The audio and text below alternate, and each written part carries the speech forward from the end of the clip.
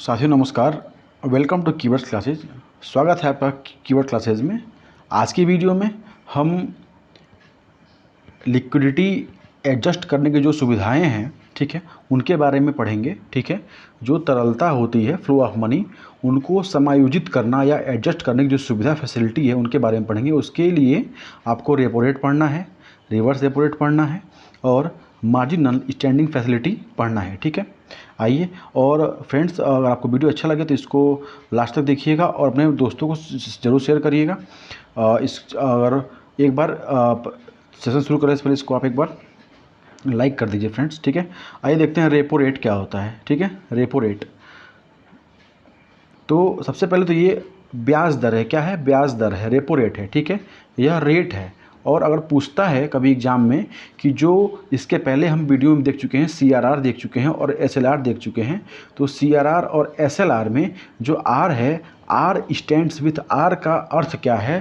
R का मतलब होता है अनुपात। यहाँ पर रेशियो से मतलब है R का। ठीक है, तो और यहाँ पे क्या है? रेट से मतलब है। किससे? रेट से मतलब। तो ये भी एक क्वेश्चन है, अभी तक बना नहीं है लेकिन भविष्य में ऐसे क्वेश्चन बनने की संभावना है। जैसा कि आप देख रहे हैं कि सारे परीक्षाओं की प्रकृति हमेशा टफ से टफ होती जा रही है। ठीक है, तो यह जो रेपो रेट है, यह वह ब्याज दर है जो वाणिज्यिक बैंकों को, कमर्शियल बैंक को अल्प अवधि, ये ना जो कीवर्ड्स हैं इन पे आप ध्यान देंगे। ठीक है, शॉर्ट टर्म, ठीक है, ऋण लोन लेने पर RBI को चुकाना पड़ता है। RBI कौन देता है? कमर्शियल बैंक देते हैं। ठीक है, कमर्शियल बैंक RBI से पैसा लेते हैं। ठीक है, कैसा लेते हैं? शॉर्ट टर्म में लेते हैं, शॉर्ट टर्म में लेते हैं और इस पे कुछ ब्याज दर इनको चुकाना पड़ता है। ठीक है, यह ऋण सरकारी प्रतिभूति के एवज में मिलता है। किसके? सरकारी प्रतिभूति के एवज, मतलब गवर्नमेंट सिक्योरिटीज़ जो होती हैं, ठीक है, जो सरकारी पेपर होते हैं, ठीक है, उनके एवज में यह ऋण मिलता है। देखिए, आइए एक फ्लो चार्ट देखते हैं कि जब RR बढ़ जाएगा, रेपो रेट बढ़ जाएगा, तो क्या होगा? वाणिज्यिक बैंक अपनी ब्याज दर क्या करेंगे? जाहिर सी बात है, इसको बढ़ा देंगे। जब बढ़ा देंगे तो लोग क्या करेंगे? लोन कम लेंगे तो निवेश कम होगा। जब लोन लोग कम लेंगे तो निवेश भी कम होगा और जब निवेश कम होगा फ्रेंड्स, तो मांग जाहिर सी बात है कि बढ़ जाएगी। मांग क्या होगी? बढ़ जाएगी। ठीक है, और जब मांग बढ़ेगी तो मूल्य स्थिरता आएगी और महंगाई अपने आप कम हो जाएगी। ठीक है, तो रेपो रेट के बढ़ने से भी महंगाई कम होती है। अब देखते हैं इसका उल्टा, reverse repo rate. Repo rate में क्या था कि कमर्शियल बैंक उधार लेते हैं, किससे? RBI से लेते हैं। लेकिन रिवर्स रेपो रेट में क्या है? यह उल्टा है। ठीक है, जो RBI होता है ना, RBI लोन लेता है बैंकों से। देखिए, ये तो खुद बड़ा बैंक है। आप सोचेंगे यार RBI को इतना पैसा कम पड़ेगा कि लोन लेगा, लेकिन यह एक टर्म है, यह एक प्रोसेस है जिसमें कि मॉनेटरी और जो क्रेडिट पॉलिसी है उसको कंट्रोल करने के लिए, उसको चलाने के लिए यह जो प्रोसेस उसको फॉलो करना पड़ता है। ठीक है, तो यह वह ब्याज दर, ये भी ब्याज दर है जो RBI को वाणिज्यिक बैंकों से उधारी पर देना पड़ेगा। वाणिज्यिक बैंकों से जो उधारी लेगा RBI, उस पर जो ब्याज देगा वो क्या होगा? रिवर्स रेपो रेट होगा। ठीक है, RBI इधर होगा एंड कमर्शियल बैंक इधर होंगे। ठीक है, और ये भी क्या होगा? यह भी शॉर्ट टर्म है। यह ब्याज दर सरकारी प्रतिभूति के एवज में भी दी जाती है। तो RBI कुछ अपने गवर्नमेंट पेपर्स रखेगा, किसके पास? वाणिज्यिक बैंक के पास। उसके एवज में वाणिज्यिक बैंक RBI को लोन देंगे। यहाँ पे फ्लो चार्ट क्या बन रहा है? जो RRR है, ट्रिपल R, ठीक है, तो इसमें जब बढ़ता है तो ये भी क्या होगा? बैंक ब्याज दर अपनी बढ़ा देंगे तो निवेश कम होगा, खरीद कम होगा, तो मांग क्या हो जाएगी? कम हो जाएगी। ठीक है, और मूल्य में स्थिरता कम हो जाएगी तो महंगाई अपने आप घट जाएगी। ठीक है, तो इसके भी बढ़ने से महंगाई कम होती है या घटती है। अब देखते हैं कि MSF क्या होता है। यह बहुत इंपॉर्टेंट है, एग्जाम में छप क्या जाएगा ना, देखिएगा, मतलब लोग इसको क्वेश्चन स्किप करते हैं। तो इसका मतलब है मार्जिनल स्टैंडिंग फैसिलिटी, MSF इसको शॉर्ट फॉर्म में बोलते हैं। जो MSF है यह अत्यंत कम समय के लिए, वो तो था, ठीक है, जो था वो शॉर्ट टर्म था, लेकिन यह मतलब वेरी शॉर्ट टर्म, अत्यंत कम समय के लिए बैंकों के पास RBI द्वारा ऋण सुविधा है। ठीक है, किसके द्वारा? RBI के द्वारा ऋण सुविधा है। मतलब RBI क्या करती है? लोन देती है कॉमर्शियल बैंक को, कितने के लिए? अत्यंत कम समय के लिए। अब लिख रहा है इसमें क्या शर्त है?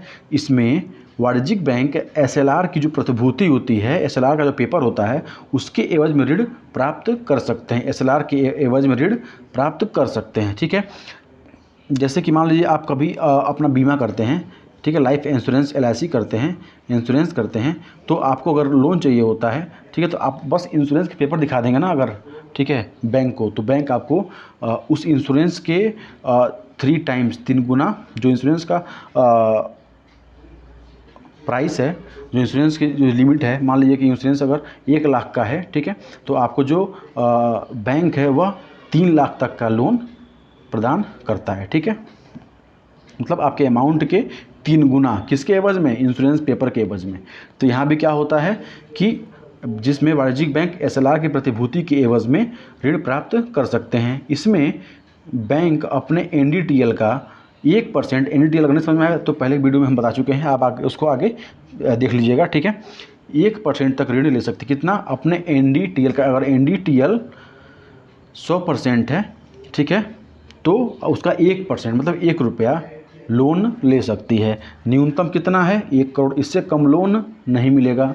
मिनिमम कितना है? 1 करोड़ लोन दिया जाता है, ठीक है। मतलब अगर 100 करोड़ है, 100 करोड़ उसका NDTL है, तो उसको 1 करोड़, मतलब आप समझ लीजिए कि 100 करोड़ होना ही होना चाहिए, 100 करोड़ NDTL होना चाहिए, तभी उसको लोन 1% तक मिलेगा। और कम से कम कितना? 1 करोड़, तो उससे कम नहीं मिलेगा। अगर मान लीजिए कि 50 करोड़ है तो उसका 1% 1 करोड़ से कम हो जाएगा, तो उस स्थिति में आपको MSF नहीं मिलेगा, ठीक है। इसमें ब्याज दर RR से ज़्यादा होती है, ठीक है। जो इसमें इंटरेस्ट रेट है, आप कभी भी देखिएगा, अगर आप कम समय के लिए लोन लेते हैं तो उस पर ब्याज अधिक लगता है।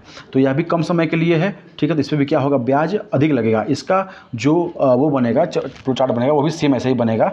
अगर MSF बढ़ेगा तो इंटरेस्ट रेट बैंक बढ़ाएंगे, जब बैंक रेट बढ़ाएंगे तो खरीद कम होगी, मांग कम होगी तो महंगाई अपने आप कम हो जाएगी, ठीक है। तो MSF, RR, RRR, CRR और SLR तीनों के बढ़ने से महंगाई क्या हो रही है? कम हो रही है, ठीक है।